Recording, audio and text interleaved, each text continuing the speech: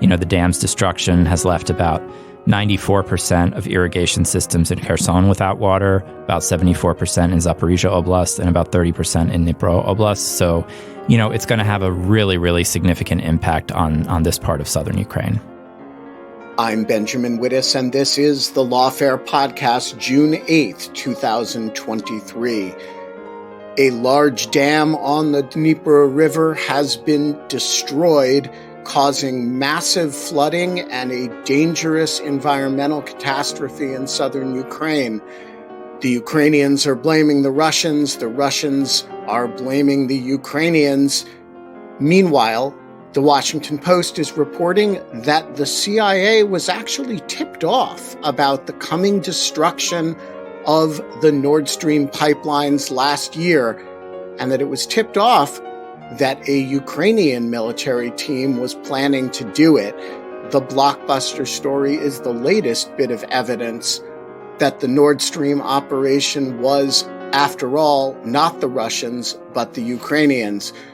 Joining me in the Jungle Studio, virtual and in person, to discuss all the goings-on are Eric Ciaramella, Senior Fellow at the Carnegie Endowment for International Peace and a former CIA analyst and NSC official on Russia and Ukraine, Dmitri Alperovitch, Chairman of the Silverado Policy Accelerator, and Shane Harris, one of the reporters whose name is on that Washington Post story byline.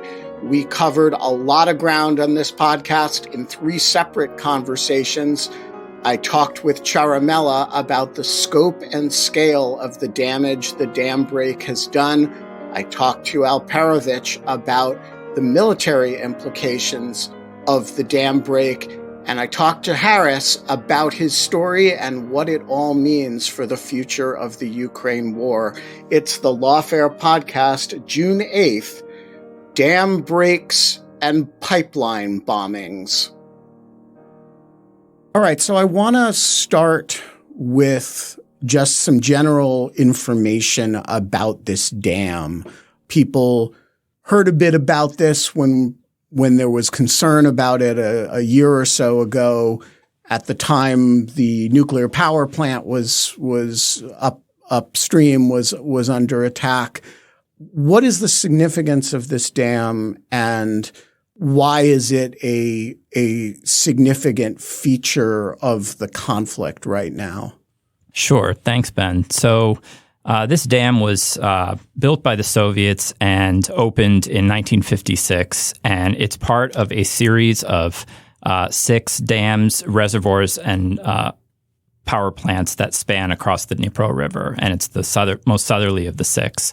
The series called the Dnipro Cascade. It starts around Kyiv and flows downstream. And just for those who don't know, the Dnipro is a huge river and is since the Viking times has been the kind of waterway through Ukraine from down to the Black Sea. Exactly. So the purpose of this dam was to first prevent flooding. There had been a series of pretty significant floods in the early 1900s, and so the Soviets built this dam system to try and control water flows. The second purpose is to generate electricity through hydropower. And the third is to regulate water flow for agricultural irrigation and industrial use and municipal water supply. So the Kakhovka Reservoir, which was just north of the dam, was about the size of the Great Salt Lake in Utah, so a pretty substantial body of water. Another important feature of this dam was that, the reservoir that it dammed up was supplying about 85% of Crimea's water via the North Crimean Canal, which since the Russian annexation in 2014, the Ukrainian government had diverted and blocked, which had led to a series of droughts in Crimea. And there was some, debate through the years about whether the Russians would try to seize, a certain part of Kherson Oblast in order to restore water supply.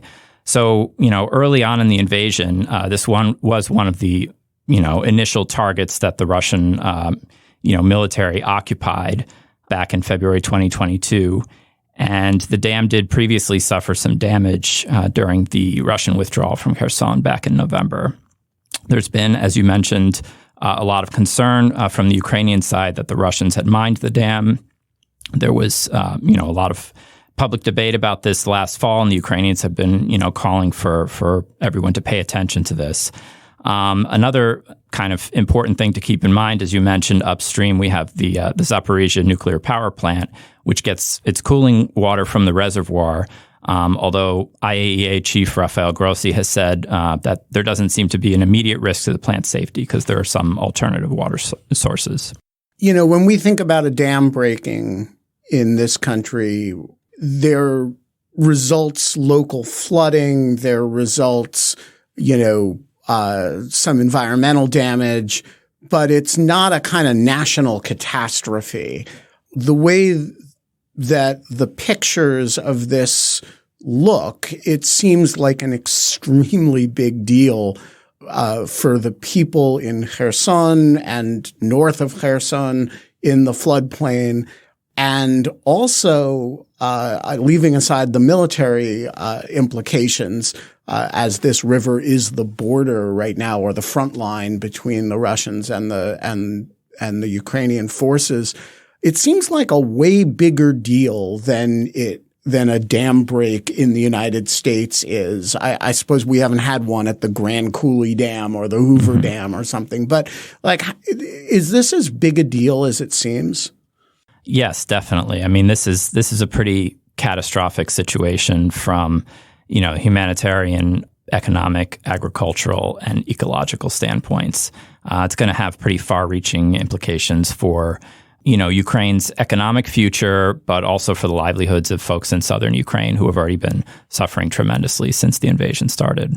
So what do we know? I know the Ukrainians said, although I haven't looked recently, they said that amazingly nobody had been killed. What do we know about the scope and scale of the damage at this point?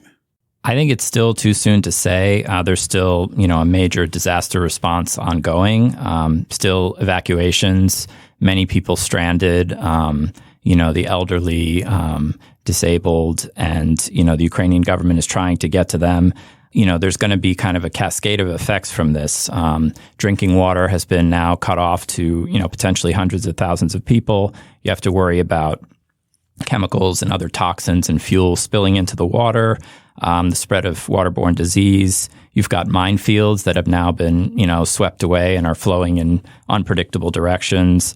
You've got electricity down for a significant chunk of southern Ukraine now. And like you said, it's all happening in an active war zone. So this, huge kind of crisis response is having to take into account the fact that they're going into, active areas of shelling. So I look at this and I know there is some history of blowing dams, during the Soviet period in World War II, of blowing dams along the Dnipro to stop the Nazis. The Ukrainians seemed very worried that this was going to happen. What do we know about I'm going to come to the attribution aspect of it later, but is this worse or about what was expected when people talked about what would happen if this came to pass, if there was a break in this dam? Well, based on my understanding, there had been a lot of modeling done last fall when this kind of first emerged as a potential scenario. But what wasn't anticipated was the really unprecedentedly high water levels due to, significant rains over the past month. And so, it seems like the immediate effects in terms of, flooding and whatnot are even vaster than was predicted. All right. So what do we know about the event itself? Leave aside who did it, which again we'll come to. Normally a dam like this does not break on its own. There has been some discussion that this was internally mined as opposed to hit with a missile. What, if anything, do we know about what happened 36 hours ago?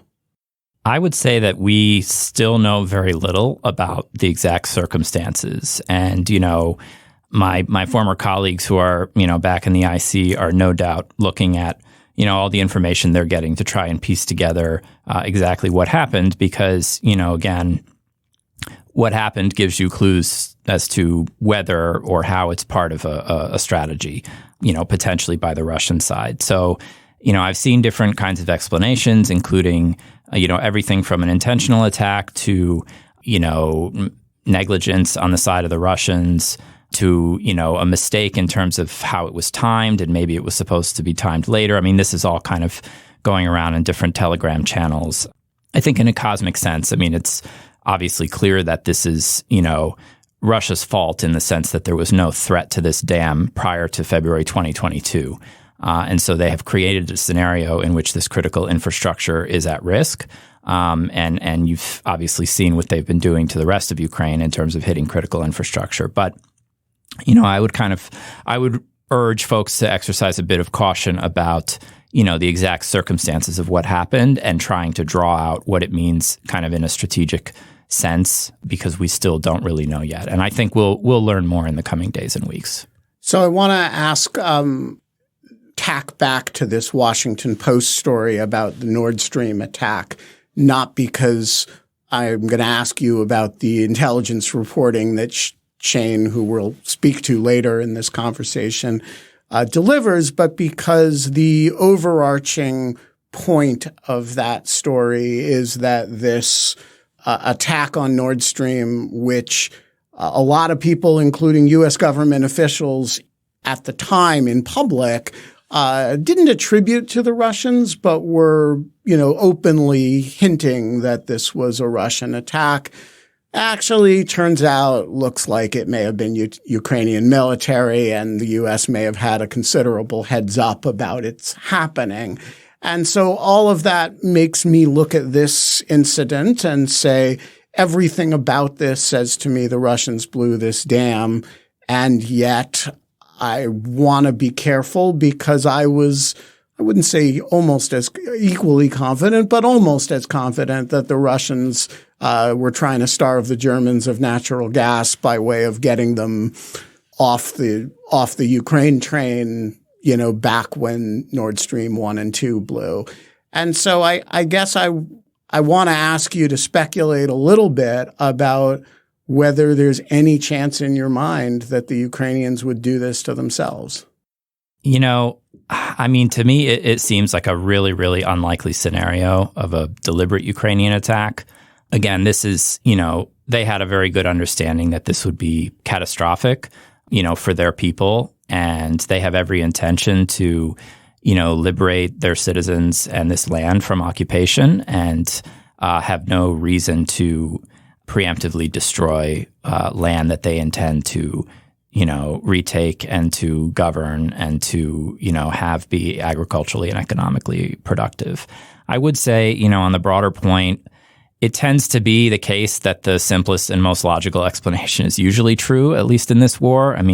There's been all this kind of race to speculate about, insane false flag conspiracy theories when drones blow up on, atop the Kremlin or what have you.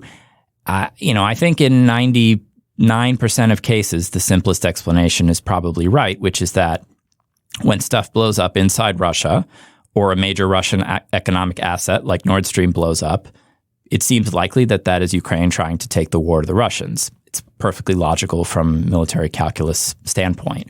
And when stuff blows up in Ukraine, including critical infrastructure and huge economic assets, there's a decent chance that that's Russia's doing. And so, again, I think it's too soon to tell precisely what happened in this scenario, how deliberate it was. But, certainly the kind of, rational explanation points more in one direction than the other. Right. And the explanation with respect to Nord Stream that led people, including me, to suspect that it may have been the Russians actually looked much better prospectively than it does retrospectively, in the sense that if it had been some effort to, play the victim while starving Europe of natural gas. It was spectacularly unsuccessful, whereas as an attack on Russian export capacity in natural gas, it was quite effective. Right. So one of the areas that you mentioned as potential major damage is agriculture, which is, of course, this is the breadbasket of Europe, et cetera, et cetera. And this is actually one of the major agriculturally productive regions. How bad is it for the future of Ukrainian agriculture that we have, a toxic flood in this area? Yeah, I mean, I think, the full extent of the agricultural damage is obviously hard to assess right now. You have sort of two stages of damage here. The initial flooding, of croplands in the immediate vicinity, but then you have, high likelihood of long-range crop failures because, this dam and reservoir system provided irrigation for about 500,000 acres of farmland that were producing a significant amount of, sunflowers for sunflower oil, grain, vegetables, various sorts. I saw some statements by the Ukrainian Agricultural Ministry saying that, the dam's destruction has left about 94% of irrigation systems in Kherson without water, about 74% in Zaporizhia Oblast, and about 30% in Dnipro Oblast. So, it's going to have a really, really significant impact on this part of southern Ukraine. And that's before you get to the question of toxifying, if you have major chemical spills, which you will, in the context of this flooding. All of a sudden you have a question of the usability of the water once it's restored. Exactly. And you have a huge, disruption to the ecosystems of southern Ukraine. You're going to have large die-offs of, fish and other animals. And again, it's really hard to predict kind of the cascade of effects that's going to play out probably over years. Do we know anything at this stage about what it would take to stabilize the situation? I mean, obviously, you'd have to build some kind of temporary dam or some kind of water diversion. Has the Ukrainian government had anything to say about what that would look like? Yeah, I haven't seen anything on that yet. I mean, everything seems to be focused on the immediate disaster response, and evacuating local communities. I haven't seen anything on a kind of replacement structure. And the evacuations are taking place with the Russians in control of one side of the river and under shelling. What do we know about the conditions in which, first of all, people on the other side of the river I'm not really concerned about Russian soldiers, but I am concerned about, Ukrainian civilians on the other side of the river. What is happening with their evacuations on the Russian side, and also to what extent are the Russians harassing the evacuation and rescue efforts with shelling? Yeah, I mean, I think there's a huge asymmetry in terms of what we know. The Ukrainian government has been pretty transparent about their evacuation operations that are underway, on their side of the river. You've also got a huge, vibrant grassroots community of civil society organizations that are rushing to help.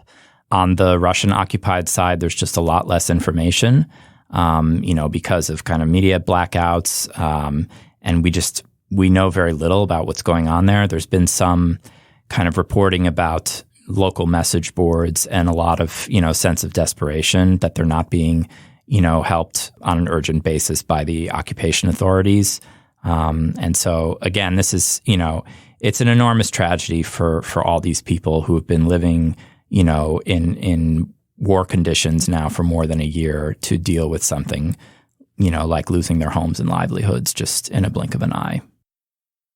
So let's turn now to the military side of the equation. Joining me to discuss the military implications of the dam break is Dmitri Alperovitch.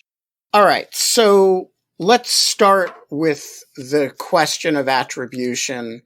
How clear to you is it that this is likely a Russian operation or mistake, but that the destruction of the dam is the result of Russian activity rather than what the Russians are claiming, which is that it's Ukrainian activity. I don't think it's clear at all. I mean, at one level, of course, this is Russian activity because they started this war that led to this. So they are ultimately responsible, no question about it. But I do think that from an intent perspective, this action doesn't actually benefit Ukraine or Russia.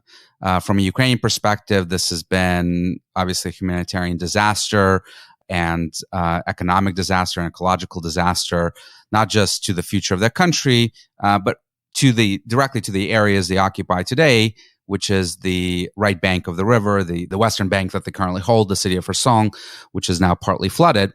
But the same is true for the Russians. This benefits them in no way because their positions are being flooded. They're actually having to relocate from those positions right now. The cities that they're occupying, the villages, I should say, not really cities, are getting flooded as well. And perhaps most importantly, this is likely going to create major issues in Crimea because the water supply to Crimea, which was really, really important to them, you may recall that literally 2 days after the invasion, one of the very first things that they did is blow up the dam in the Crimean Canal that supplied the water to Crimea before 2014. And then after Russian illegal takeover of Crimea, the Ukrainians built this temporary dam that blocked that water supply. The very first thing the Russians did is blow it up to enable the water to flow back again. Well, that canal is now in danger because once the water levels drop, and they're dropping precipitously already, you're not going to have any water flow into Crimea. And that's going to make much of Crimea, once again, really not sustainable for agriculture. It's going to create a number of issues there. Not existential issues. They do have other water reservoirs in Crimea, but it's going to be really, really impactful. And obviously, Crimea is really important politically and historically for Putin. So I actually think that this was likely unintentional. Potentially, this kind of occurred on its own. The dam has sustained some damage last fall.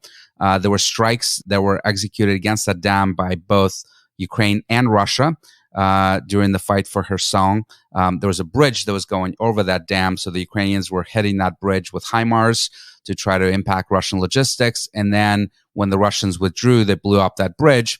And because of those hits and the explosives that the Russians were using, very likely there was some significant damage to that dam. So it could be that the cumulative effect of that damage has triggered a break, and the water was able to rush through and expand from there.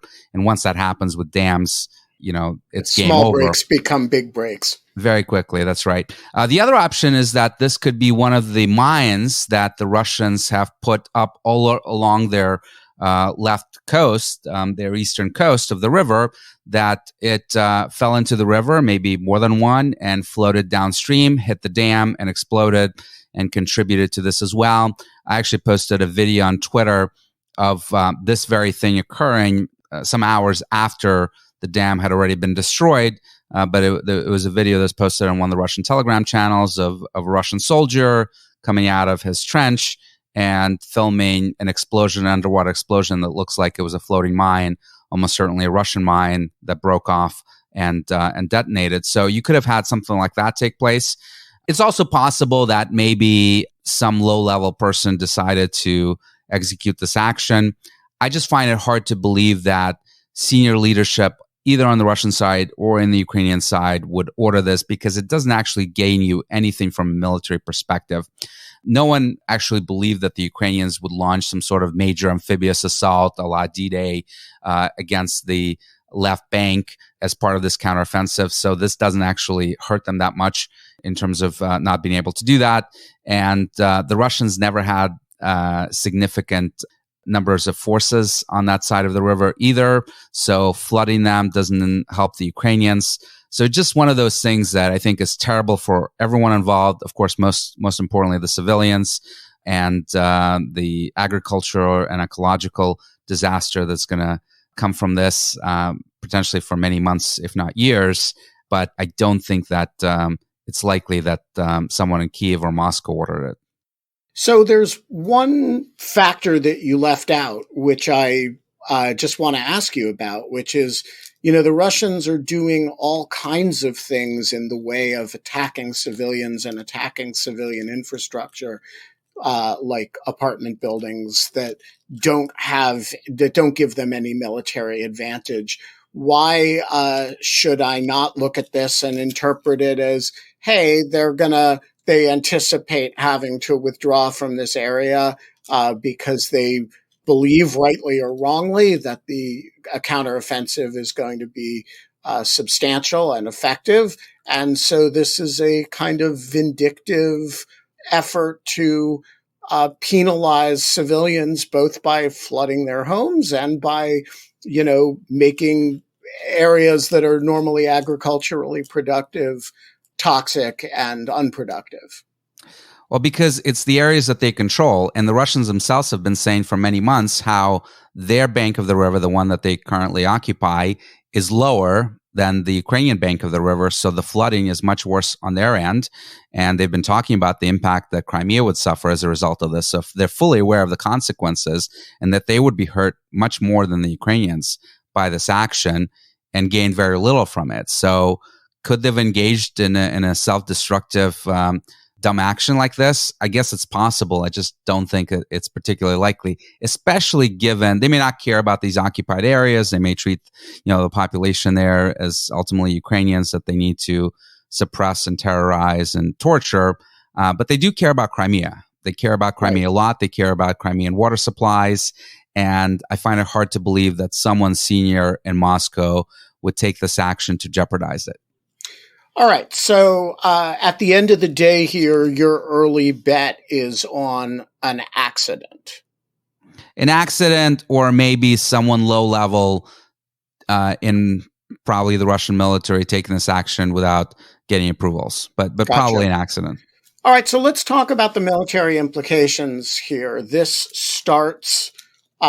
takes place against a backdrop of the beginning of, or the noises about anyway, the beginning of the Ukrainian counteroffensive. What do we know about the Ukrainian operations so far? And how does this interact with them other than provide a major distraction from them?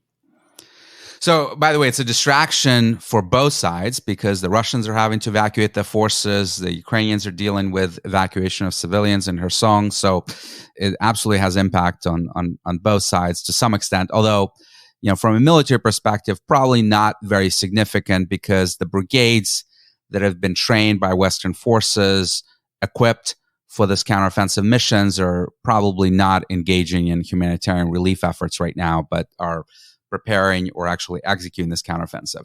And the counteroffensive has begun, likely started on Monday, with the initial reconnaissance and force attempts all across the entire front line, particularly in the south, from the Zaporizhia Oblast going all the way to southern Donetsk, kind of north of Mariupol.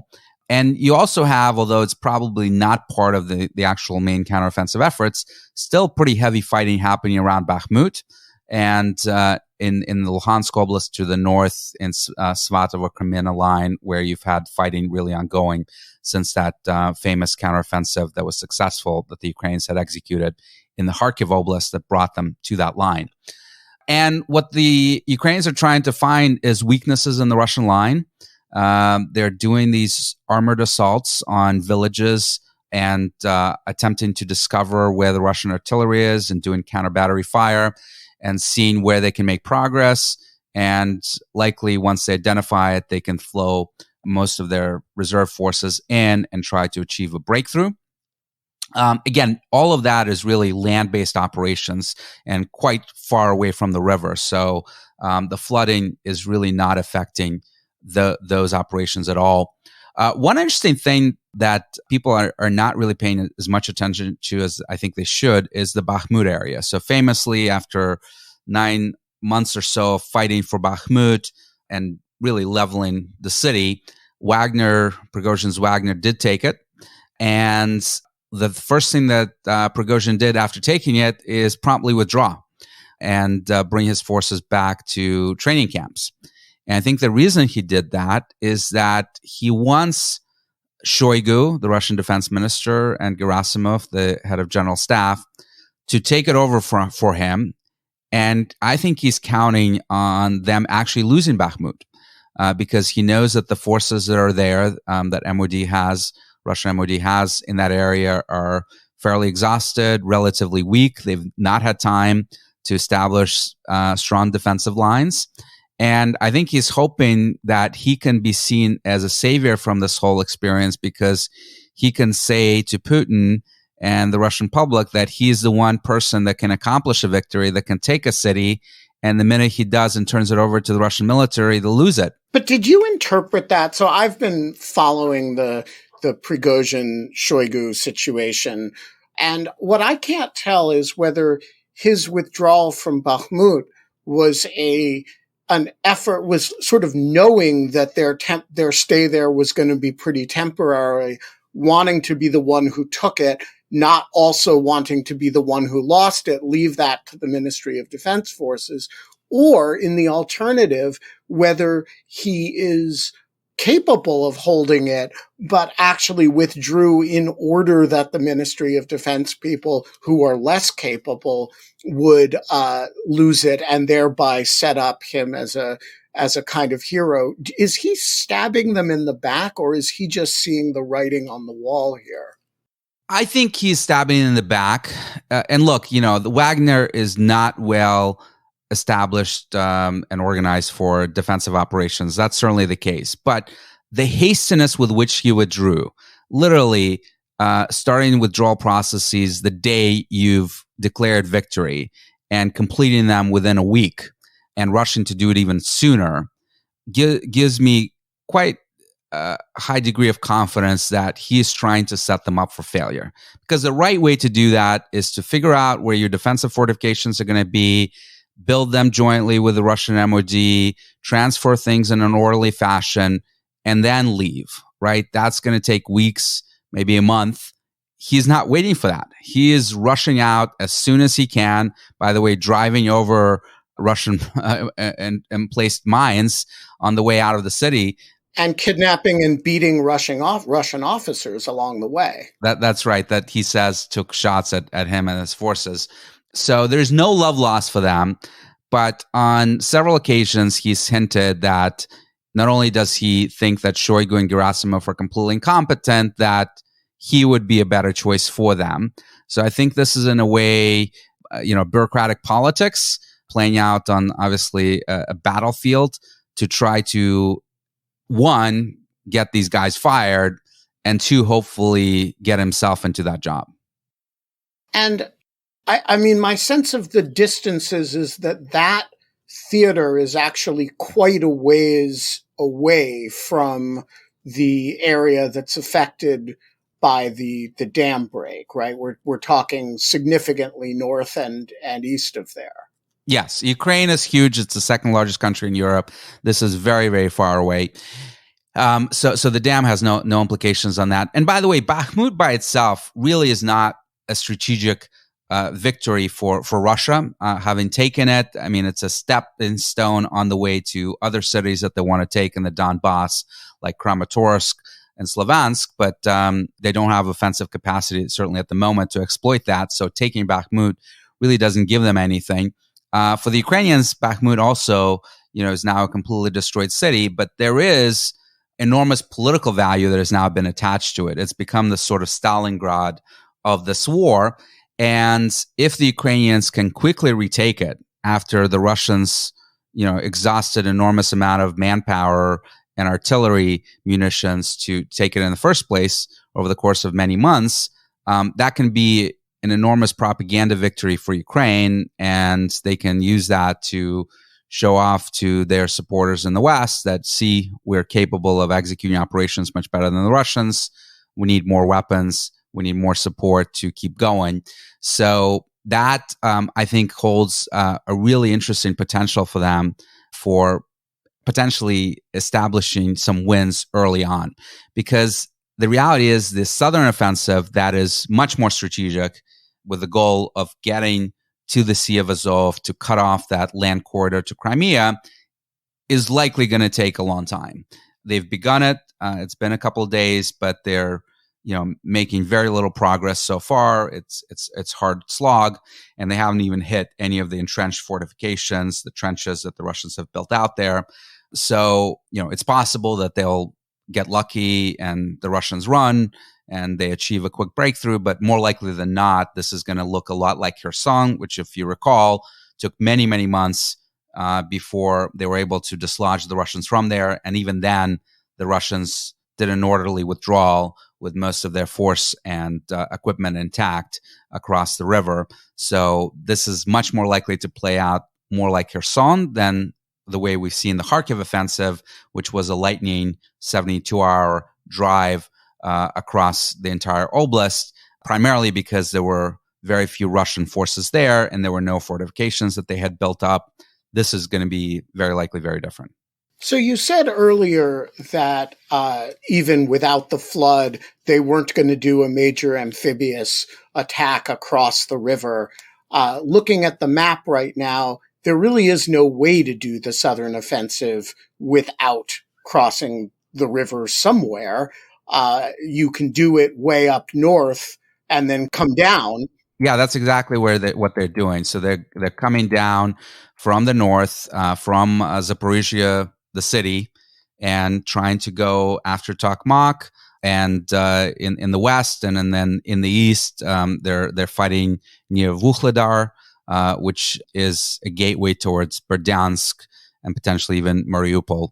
And it's mostly a land-based campaign. So as the news focuses obsessively, and in my opinion, rightly, on the flood because of its humanitarian and ecological consequences, presumably all of that military action is unaffected by it and is taking place in the background. And we just went from talking about it a lot at the beginning of the week to not noticing it at all now. Yeah. And in fact, I follow closely battlefield reports, most of them on the Russian side, because the Ukrainians are keeping very good operational security and not really discussing what they're doing. But there's a lot of activity even today across the entire front line. So the offensive has not paused at all. So when the Ukrainians talk about this operation, they're talking about it as, liberating as much of the occupied space as they can. And they often, for communications reasons, group Crimea in with everything else and, don't treat the 2014 line as having any significance at all. And I'm completely sympathetic with that as a normative matter and as a political matter. But I also am aware that when you're planning a military campaign, you have more precise strategic objectives than, liberate all the territory.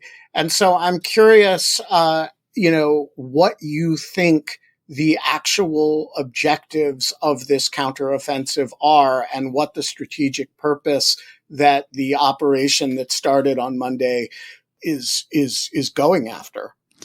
Yeah, Ben, this is really a terrific question, a $64,000 question. The Ukrainians have smartly not defined their objectives, so you can't accuse them of failing to achieve it because you don't know what they are. And on one level, of course, it is to liberate all of their territory, and the way you do that is by liberating, it one village at a time. So to the extent that they take anything back, which of course they're probably very likely to do, it is helpful in that respect. The more they take back, again, the more they can show to the West that they're making progress, and the investments that we're making in weapons and aid are delivering results for the Ukrainians. But in terms of thinking about how you end this war, this is something that I struggle with, because one of the things I think is not being discussed a lot is this idea that Ukraine can potentially take back everything, not just everything to the February 22 borders, but everything to the 2014 borders, Luhansk, Donetsk, Crimea included, and the war may not end. Because if you're Putin, who has turned this into an existential war, at least for his own survival and staying in power, why would you abandon it just because you've sustained some battlefield losses, right? And to the extent that Ukrainians take this fight into Russian territory, then you can do much more politically in terms of mobilizing a much bigger force. And even then, potentially even nuclear weapons are on the table, because Russian doctrine says that if Russian territory itself is threatened, then they can use nuclear weapons even against only conventional threat. And when you think about it from a Ukrainian perspective of how do you change that dynamic, one answer may be that you're able to get to the Sea of Azov, you're able to cut off this land corridor to Crimea. And not only are you cutting that off and making resupplying Crimea more difficult, although there's still ferries that are able to resupply Crimea and some traffic going across the Kerch Bridge that was hit last year. But now you can have most of Crimea, if not all of Crimea, depending on how far they get, in range of even their existing weapons, the Gimlers that they use in HIMARS, and then the GSLDB bombs that have longer range that they're going to get in a few months, that we've already committed to supplying them, that can be used in HIMARS as well. And now you can threaten major logistics, both military and frankly civilian logistics, across Crimea, right? You can start hitting the bridge again, trying to destroy it. You can start hitting the ferries and the landing points. You can start hitting the bases, the military bases in Crimea. And that can help you gain leverage. It's risky because it can provoke, major retaliation from Russia, potentially nuclear, although I think the likelihood of that is still quite low. But you may be able to get Putin to start thinking, oh my God, I may actually lose Crimea. Maybe it's actually time to negotiate and end this thing. So that might be one of the hopes that they have. They may not have, of course, this plan, exactly written down and outlined the way I'm saying, because I know many in Ukraine still harbor hope that they can take back Crimea entirely. I just fear, the consequences, not necessarily of taking Crimea itself, but what does that mean for the continuation of this conflict? How does it actually end? How do you get Putin to stop? And he certainly still has plenty of people that he can mobilize. Russian military production has been impacted somewhat by sanctions, but they can still manufacture millions of artillery shells. They're still manufacturing barrels to replace their worn-out barrels. So their ability to keep hitting Ukraine with long-range missiles or Iranian drones will be sustained for likely a very, very long time. So how this war ends, I think, is a really important question for everyone involved, of course, first and foremost, Ukraine. And the NATO discussions play into that as well, because for now, it seems like any membership of Ukraine in NATO while the war is going on is off the table. But if there's a strong commitment that the minute the war ends, that Ukraine will join NATO, that actually creates a perverse incentive for Putin to keep the war going, right? Because it'll prevent Ukraine from joining NATO.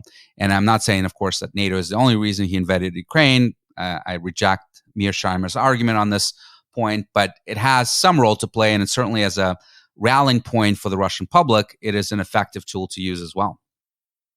Joining us to talk about that incredible Washington Post story is Shane Harris, who needs no introduction to Lawfare listeners. Shane, welcome to the show. So, Shane, just as the Russians are apparently, or somebody is apparently blowing up the dam on the Dnipro, you guys ran a story that said that the last time that we all thought the Russians had blown something up, it was actually the Ukrainians who blew something up.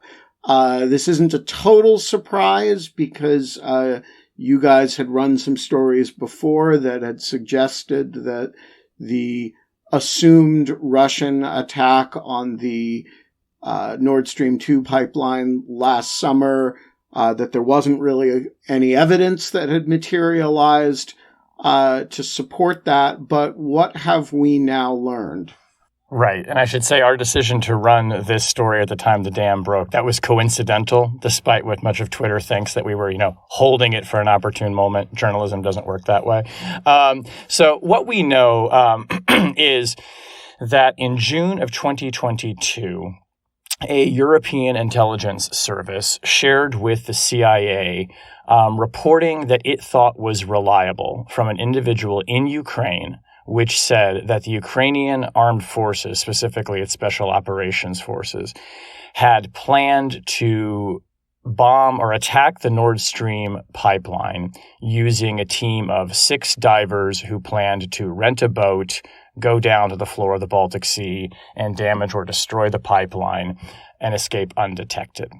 And the European service shared that with the CIA, which looked at it, was not immediately able to corroborate it, was a bit skeptical of it for reasons that we can get into in a bit if you want, but then shared that information with Germany, shared it with other European intelligence services. That plan ultimately was not carried out, but now, of course, we know that later in September, saboteurs did blow up the Nord Stream pipeline. And what subsequent investigation by Germany has shown is that the number of people in that attack, the way that it was done, bear striking similarities to what the European intelligence service 3 months earlier had said Ukraine was plotting. And by Ukraine specifically, what the reporting said was the commander-in-chief of the Iranian armed forces, General Valery Zaluzhny, who was reportedly in charge of the operation directly, which was designed to keep President Zelensky out of the loop, presumably so he could have some plausible deniability. So you're right to say that there have been indications, and we've reported a bit of this too, of suspicion falling on Ukraine. This is the most detailed information I think we've seen to date that attributes this attack directly to the Ukrainian military with a high degree of specificity. Okay, so I have about 1 million questions about this. The first is just a journalism craft story. Often you guys cannot talk a lot about your sources in a story like this. In this case, your principal source is super clear, which is that, at least as I read the story, this comes from the material that Mr. Teixeira, the Discord leaker, dumped on this Discord server and stole.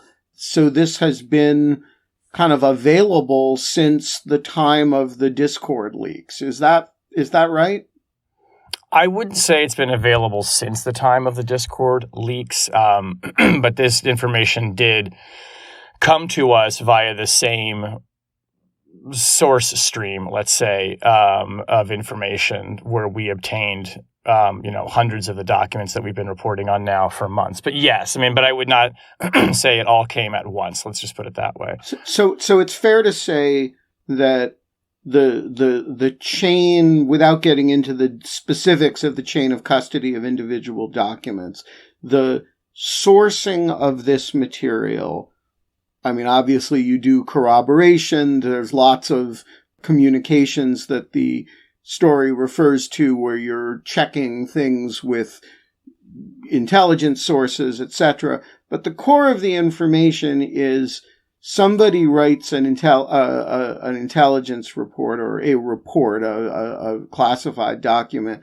summarizing this or containing this information, and Jack Teixeira purloins it among the other materials and removes it from the classified arena, and one way or another, that as part of this cache of hundreds of documents makes its way to you guys. Is that a reasonable summary? Yeah, that's right. And then, and as we, and we've been going through these documents for quite some time, and it can often take a long time, sometimes weeks, to actually then report out the information. So, in this case, we're not simply taking the document and reporting it as it says, just what it says credulously. We take that, we've done frankly, weeks of reporting in lots of countries to try and corroborate and get more information about what exactly this thing was saying and get it to the point where we felt that we could run it. The reader can, infer, but I'll just say it explicitly, that, multiple countries saw everything that was in that document that we planned to report. So we did not, hide anything from anyone. We were explicit in everything that it said. And that's part of the way that we were able to corroborate and why we said that the information that's in the document is accurately what was transmitted by the European agency to the CIA and then shared with other agencies. Yeah, and just to be clear, this is one of the things that separates a first-rate news organization from the Julian Assanges of the world or the Jack Teixeiras of the world. It's not simply a data dump of raw material. There's a huge amount of corroboration and assessment of the material here and vetting. But I do want to come back to the fact the core of this story is not some secret sources said. The core of the story is, hey, 3 months before this attack, the U.S. was given information according to its own documents that presaged the attack very specifically and predicted or described it as a Ukrainian operation, reporting to the head of the Ukrainian military. Yes, that's right. I mean, and I think that, and what it's important to remember in that too, a couple things. One, just to dispel, again, commentary that swirls on social media, making it sound like this is some kind of deliberate leak by an intelligence agency to, prominent journalist that's, timed so-and-so. No, that's not the case at all. I guarantee you the United States government and the European intelligence agency in question did not want this information to become public. And we actually, and we say this in the story, agreed to withhold certain details that are in that report that are, objectively sensitive. I mean, there are things that I looked at in the report as we read it that I immediately knew would be of great concern to government officials were they made public. And they made a very persuasive case that some of these things would be best not made public because of threat to operations and to sources. But yeah, I mean, this is, information that the CIA had. And I should say that, at the time, the reason why U.S. officials were initially skeptical of this was not, as I understand it, because they thought, oh, well, Ukraine could never do something like this or would never do it. It was rather that the individual in Ukraine that was the main source for the European Intelligence Agency had not really demonstrated yet a reliable track record of reporting. So you can kind of think of this as a source where the CIA looks at it and says, okay, maybe, but we're not really sure this person is authoritative on the question. And yet does share it with Germany, where, of course, the Nord Stream pipeline terminates and is a major partner of the Nord Stream consortium, if you like, and shares it with other agencies as well. So there's enough specificity and concern in it that I suppose, at least out of an abundance of caution, the Americans share it with others. And the European agency that originated the reporting also shared it directly with Germany, we're told. What we don't know, and it's a really important question that the document does not speak to, is after the CIA received this information, did they or any other U.S. officials or any other government go to Ukraine and say, hey, we've come into this information that says your military is planning a sabotage of the Nord Stream pipeline. We thought you should know, or please don't do that, or why do you want to do that? Is this true? We just don't know if any of those conversations happened. All the document says, and it's ambiguous on this actually, is that the operation was put on hold. And it's that, I assume, is Jack Teixeira actually relaying that information, probably more than a document that says put on hold, because it looks like he's actually summarizing in some parts here of the reporting. It's not clear what that means. It's not clear why. The original plan reportedly was for the Ukrainians to carry out this operation just after the Baltops exercise, which is this big multinational military naval exercise in the Black Sea, which was due to end around the middle of June. It's just not clear if that has anything to do with it or what.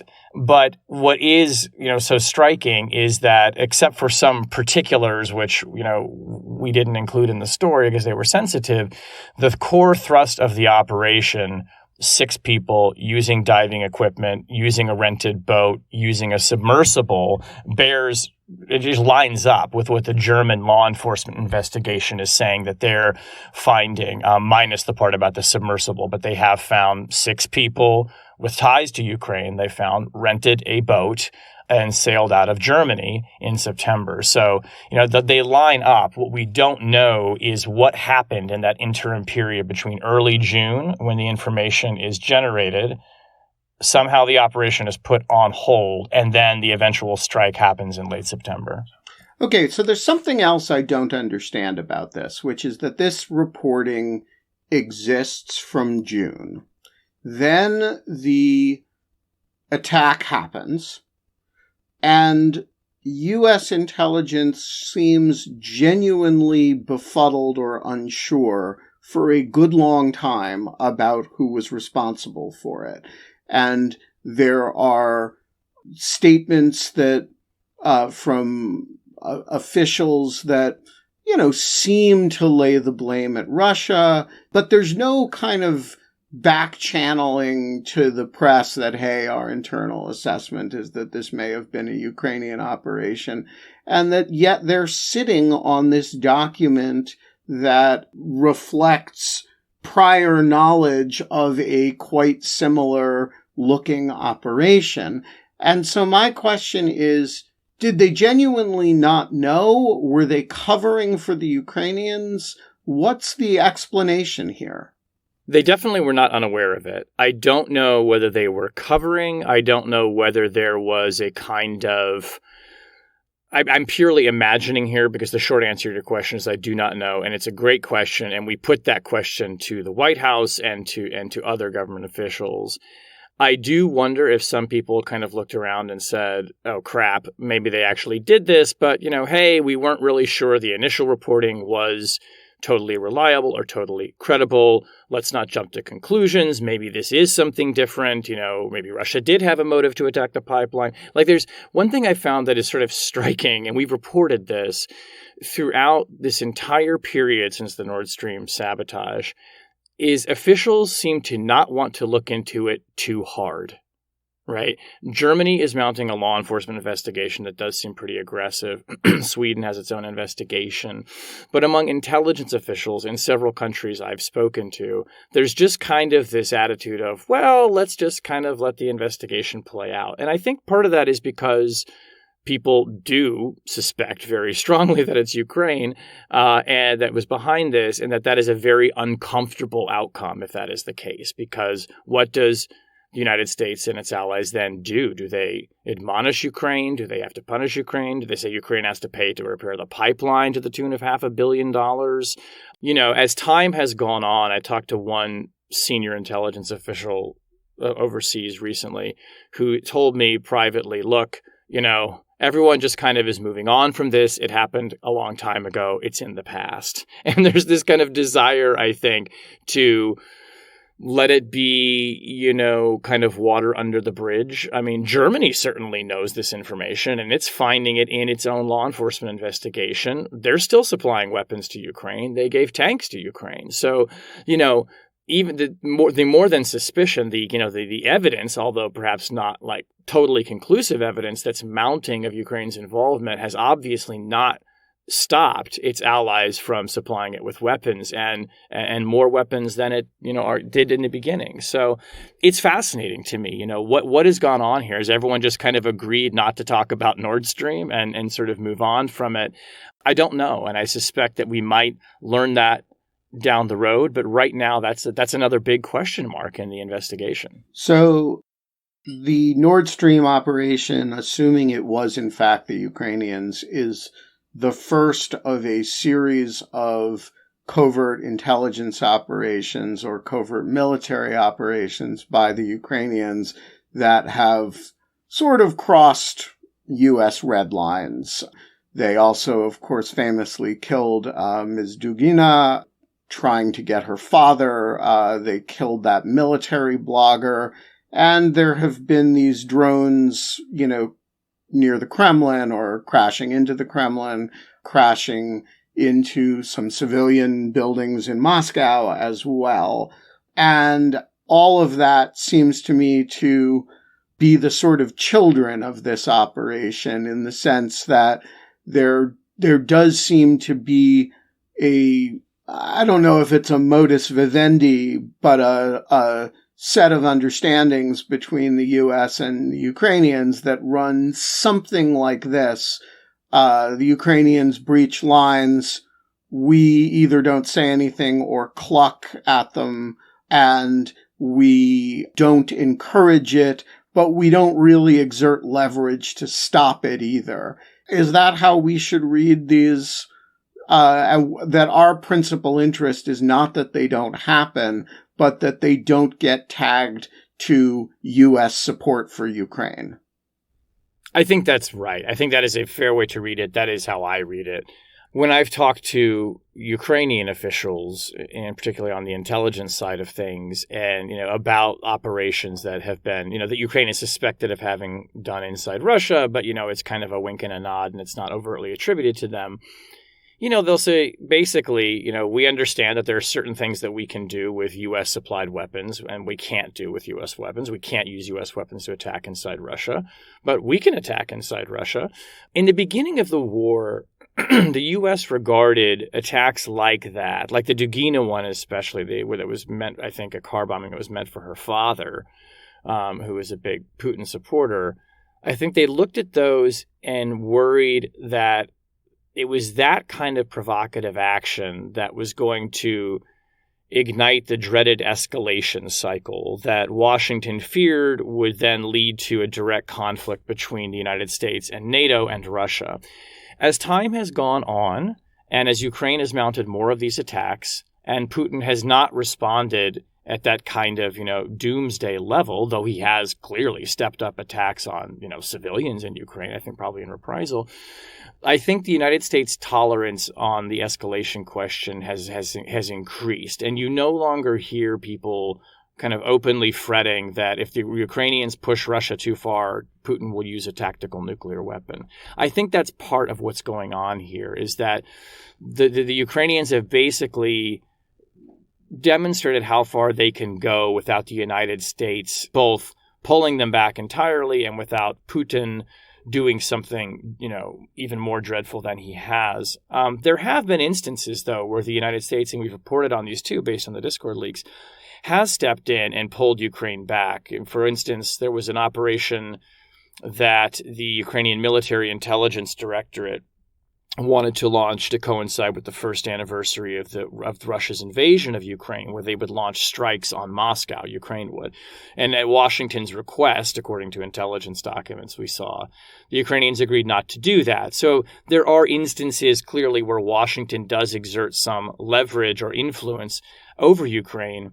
The reasons for it are not always clear. I mean, in that instance, was it, hey, this is not really a smart thing to do right now, versus, we're worried this could escalate, versus, hey, neat operation, but why don't you do it in a month? That we just don't know the answer to that. But the anxiety level has, clearly diminished on the part of Ukraine's allies when they go about doing these operations. That said, I can't imagine that the United States would be all that happy about Ukraine blowing up the Nord Stream pipeline. I don't think the Biden administration cried many tears when Nord Stream has been taken offline, but that is not an attack on Russia. That's an attack on civilian infrastructure, which is, partly owned by the countries that are supplying Ukraine with weapons. One last question, circling back to the dam blowing up. Everybody today is assuming that this was a Russian operation to blow up this dam. I cannot imagine a reason why the Ukrainians would want to do that. But, the last time we had a, set of confident conversations about the Russians likely being behind something was this Nord Stream 2 attack. And the skeptics were were right, or at least it seems to have been a Ukrainian operation now. So tell me how that changes your instincts about how to assess, if at all, how to assess likely responsibility in the case of the dam.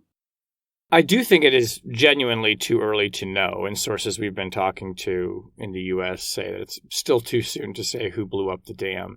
I am inclined to think it was Russia for, I think, the reason that you were getting at, which is that, this rupture is going to have, devastating consequences for Ukrainian people.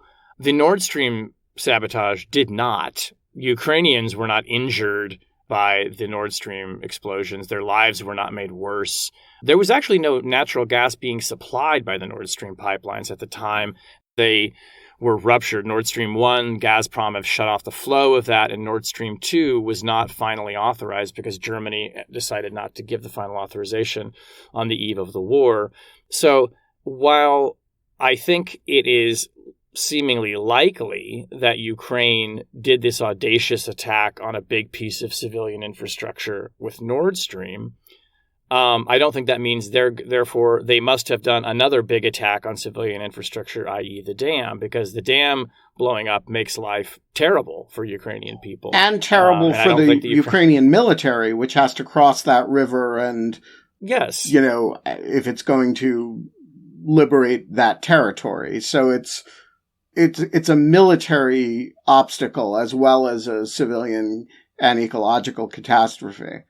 Precisely. So I think that, all signs would point to Russia in this. It's worth remembering that the reason why so many people suspected Russia was behind Nord Stream in the beginning, and frankly, I suspect that they were probably behind it too, and many U.S. officials said so publicly, is it seemed to line up with a strategy that Russia had pursued and seemed willing to pursue, which was sort of trying to hold the West hostage with energy, or to use energy and natural gas as kind of a weapon to blackmail the West and basically say, hey, we are prepared to go around, months before winter sets in, cutting off your supplies to energy if you continue your support for Ukraine. Now, there were reasons at the time why that didn't make a lot of sense either, but Russia seemed the more likely culprit if you were lining them up against Ukraine. There were also people who questioned whether Ukraine even had the capability to pull off something like this.